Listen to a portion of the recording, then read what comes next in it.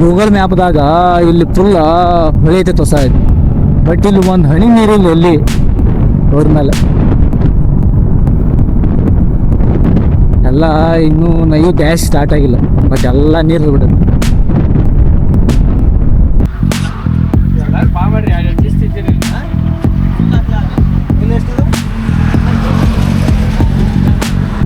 ನಾವು ಆಲ್ಮೋಸ್ಟ್ ಈಗ ತುಮಕೂರ್ಗೆ ಬಂದದು.